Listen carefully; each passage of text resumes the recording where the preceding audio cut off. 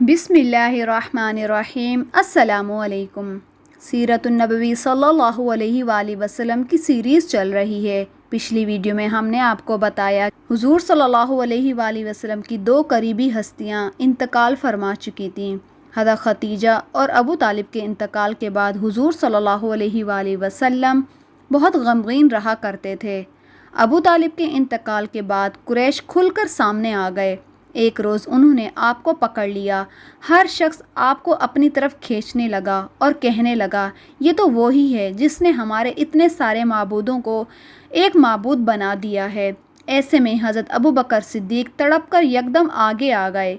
इस भीड़ में घुस गए। किसी को उन्होंने मारकर हटाया, किसी को धक्का दिया और वो उन लोगों को आपसे हटाते जाते और कहते जाते, क्या तुम ऐसे शख्स को कत्ल करना चाहते हो जो ये कहता है कि मेरा रब अल्लाह है। इस पर वो लोग हज़रत अबू बकर पर टूट पड़े और उन्हें इतना मारा कि वो मरने के करीब हो गए।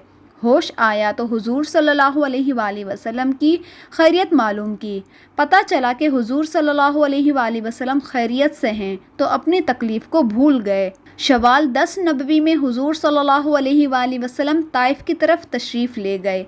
इस सफ़र में सिर्फ आप सल्लल्लाहु अलैहि वआलिहि वसल्लम के ग़ुलाम हज़रत ज़ैद बिन हारिस साथ थे। ताइफ में सक़ीफ़ का कबीला आबाद था।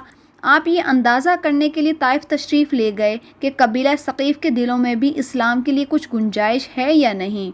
आप ये उम्मीद भी लेकर गए थे कि मुमकिन है कि ये लोग मुसलमान हो जाएं और आपकी हिमायत में उठ खड़े हों। ताइफ पहुंचकर आपने सबसे पहले इस कबीले के सरदारों के पास जाने का इरादा किया। ये 3 भाई थे। एक का नाम अब्द यालील था, दूसरे का नाम मसूद और तीसरे का नाम हबीब था। इन तीनों के बारे में पूरी तरह वजाहत नहीं मिलती कि ये बाद में मुसलमान हो गए थे या नहीं। बहरहाल आपने इन तीनों से मुलाकात की। आपने अपने आने का मकसद बताया, इस्लाम के बारे में बताया, उन्हें इस्लाम की दावत देने के साथ मुखालफों के मुकाबले में साथ देने की दावत भी दी। उनमें से एक ने कहा, क्या तुम वही हो जिसे खुदा ने भेजा है? साथ ही दूसरे ने कहा, तुम्हारे अलावा खुदा को रसूल बनाने के लिए कोई और नहीं मिला था? उसके साथ तीसरा बोल उठा, खुदा की कसम, मैं तुमसे कोई बातचीत नहीं करूँगा, क्योंकि अगर तुम वाकई अल्लाह के रसूल हो तो तुम्हारे साथ बातचीत करना बहुत ख़तरनाक है। ये उसने इसलिए कहा था कि वो लोग जानते थे किसी नबी के साथ बहस करना बहुत ख़तरनाक है। अगर तुम नबी नहीं हो तो तुम जैसे आदमी से बात करना ज़ेब नहीं देता। आप उनसे मायूस होकर उठ खड़े हुए। उन तीनों ने अपने यहाँ के उबाश लोगों को और अपने ग़ुलामों को आपके पीछे लगा दिया। वो आपके गिर्द जमा हो गए। रास्ते में भी दोनों तरफ लोगों का हुजूम हो गया। जब आप उनके दरमियान से गुज़रे तो वो बदबख्त तरीन लोग आप सल्लल्लाहु अलैहि वआलिहि वसल्लम पर पत्थर बरसाने लगे। यहाँ तक कि आप जो कदम उठाते वो उस पर पत्थर मारते और आपके दोनों पाँव लहूलुहान हो गए। आपके जूते खून से भर गए। जब चारों तरफ पत्थर मारे गए तो तकलीफ़ की शिद्दत से आप बैठ गए। उन बदबख्त उबाश लोगों ने आपकी बगलों में बाजू डालकर आपको खड़े होने पर मजबूर कर दिया। जूँ ही आपने चलने के लिए कदम उठाए वो फिर पत्थर बरसाने लगे। साथ में वो हंस भी रहे थे और कहके लगा रहे थे। ज़ैद बिन हारिस का ये हाल था कि वो आपको पत्थरों से बचाने के लिए ख़ुद को उनके सामने कर रहे थे। इस तरह वो भी लहूलुहान हो गए, लेकिन इस हालत में भी उन्होंने आप सल्लल्लाहु अलैहि वआलिहि वसल्लम की फ़िक्र की, अपनी कोई परवाह नहीं की। उनके इतने ज़ख्म आए कि सर फट गया। आखिर आप सल्लल्लाहु अलैहि वआलिहि वसल्लम उस बस्ती से निकलकर एक बाग में दाखिल हो गए।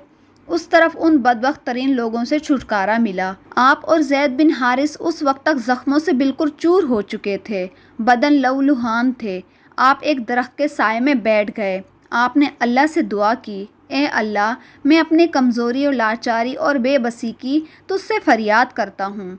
या अरहमर राहिमीन, तू कमज़ोरों का साथी है और तू ही मेरा रब है। मैं तुझ पर ही भरोसा करता हूँ। अगर मुझ पर तेरा गज़ब और गुस्सा नहीं है तो मुझे किसी की परवाह नहीं। उसी वक्त अचानक आपने देखा कि वहाँ बाग के मालिक उतबा और शैबा भी मौजूद हैं।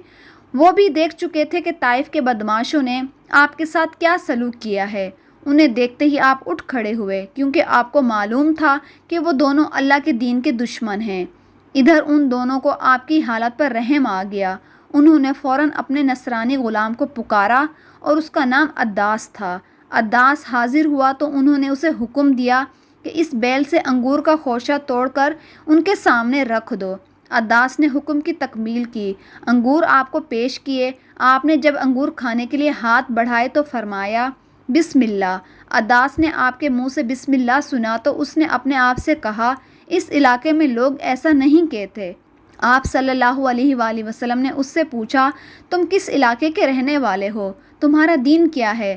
عداس نے بتایا کہ وہ نصرانی ہے اور وہ نینوا کا رہنے والا ہے۔ اس کے منہ سے نینوا کا نام سن کر آپ نے فرمایا تم تو یونس کے ہم وطن ہو جو متا کے بیٹے تھے۔ عداس بہت حیران ہوا اور بولا آپ کو یونس بن متا کے بارے میں کیسے معلوم ہوا؟ خدا کی قسم جب میں نینوا سے نکلا تھا تو وہاں 10 آدمی بھی ایسے نہیں تھے جو یہ جانتے ہوں کہ یونس بن متا کون تھے، اس لیے آپ کو یونس بن متا کے بارے میں کیسے معلوم ہوا؟ اس پر نبی پاک صلی اللہ علیہ وآلہ وسلم نے فرمایا وہ میرے بھائی تھے، اللہ کے نبی تھے اور میں بھی اللہ کا رسول ہوں۔ اللہ تعالیٰ نے مجھے ان کے بارے میں بتایا ہے اور یہ بھی بتایا ہے کہ ان کی قوم نے ان کے ساتھ کیا سلوک کیا تھا۔ آپ کی زبان مبارک سے یہ الفاظ سنتے ہی عداس فوراً آپ کے نزدیک آ گیا اور آپ کے ہاتھ پاؤں اور پیروں کو بوسہ دینے لگا۔ باغ کے مالک عتبہ اور شیبہ دور کھڑے یہ سب دیکھ رہے تھے۔ انہوں نے عداس کو آپ کے قدم چومتے دیکھا تو ایک نے دوسرے سے کہا تمہارے اس غلام کو تو اس شخص نے گمراہ کر دیا ہے۔ پھر عداس ان کی طرف آیا تو ایک نے اس سے کہا تمہارا ستیہ ناس ہو، تجھے کیا ہو گیا تھا؟ تو اس کے ہاتھ پاؤں چومنے لگ گیا۔ اس پر عداس بولا میرے آقا اس شخص سے بہترین انسان پوری زمین پر نہیں ہو سکتا، اس نے مجھ سے ایسی بات بتائی جو کوئی نبی ہی بتا سکتا ہے۔ یہ سن کر عتبہ نے فوراً کہا تیرا برا ہو، اپنے دین سے ہرگز مت پھرنا۔ ان عداس کے بارے میں آتا ہے کہ یہ مسلمان ہو گئے تھے۔ عتبہ اور شیبہ کے باغ سے نکل کر آپ قرن صالب کے مقام پر پہنچے۔ یہاں پہنچ کر آپ نے سر اٹھایا تو ایک بدلی آپ پر سایہ کیے ہوئے نظر آئی۔ اس بدلی میں آپ کو جبریل امین نظر آئے۔ انہوں نے آپ سے کہا آپ نے اپنی قوم یعنی کہ بنی ثقیف کو جو کہا اور انہوں نے جو جواب دیا اس کو اللہ تعالیٰ نے سن لیا ہے اور مجھے پہاڑوں کے نگران کے ساتھ بھیجا ہے، اس لیے کہ بنی ثقیف کے بارے میں جو چاہیں اس فرشتے کو حکم دیں۔ اس کے بعد پہاڑوں کے فرشتے نے حضور صلی اللہ علیہ وآلہ وسلم کو پکارا اور عرض کیا اے اللہ کے رسول، اگر آپ چاہیں تو میں ان پہاڑوں کے درمیان اس قوم کو کچل دوں یا انہیں زمین میں دھسا کر ان کے اوپر پہاڑ گرا دوں۔ پہاڑوں کے فرشتوں کی بات سن کر آپ صلی اللہ علیہ وآلہ وسلم نے جواب دیا نہیں، مجھے توقع ہے کہ اللہ تعالیٰ ان کی اولاد میں سے ضرور ایسے لوگ پیدا فرمائے گا جو اللہ تعالیٰ کی عبادت کریں گے اور اس کے ساتھ کسی کو شریک نہیں ٹھہرائیں گے۔ اس پر پہاڑوں کے فرشتے نے جواب دیا اللہ تعالیٰ نے جیسے آپ صلی اللہ علیہ وآلہ وسلم کو نام دیا ہے، آپ صلی اللہ علیہ وآلہ وسلم حقیقت میں رؤوف الرحیم ہیں، یعنی کہ بہت معاف کرنے والے اور بہت رحم کرنے والے ہیں۔ طائف کے اس سفر سے واپسی پر 9 جنوں کا آپ صلی اللہ علیہ وآلہ وسلم کے پاس سے گزر ہوا۔ وہ نسبین کے رہنے والے تھے، وہ یہ شام کے ایک شہر کا نام ہے۔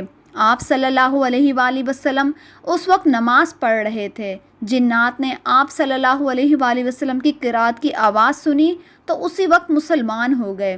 پہلے وہ یہودی تھے۔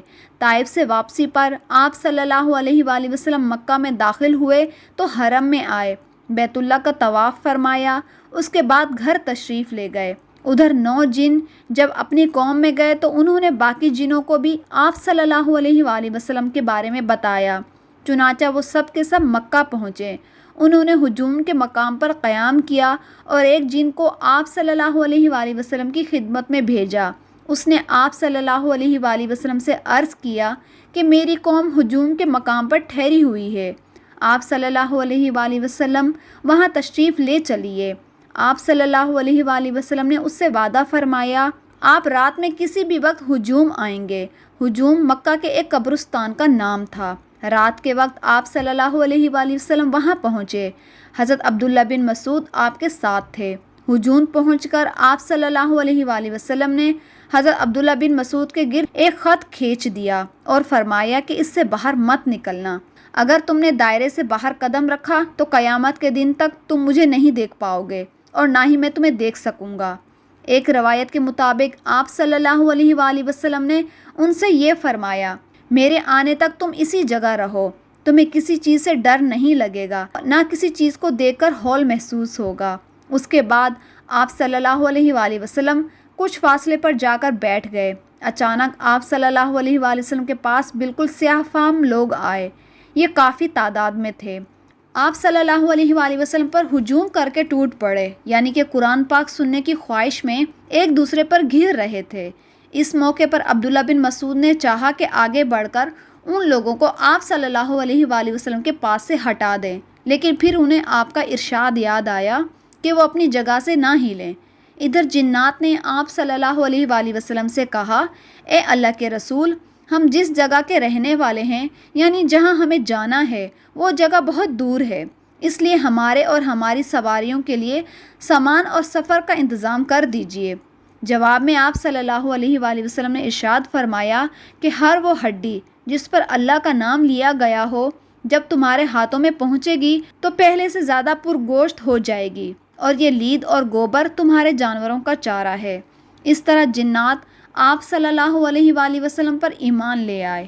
حضور صلی اللہ علیہ وآلہ وسلم کی سیرت کی سیریز چل رہی ہے۔ امید ہے کہ آپ کو یہ ویڈیو پسند آئی ہوگی۔ پسند آنے کی صورت میں ویڈیو کو لائک، چینل کو سبسکرائب کریں۔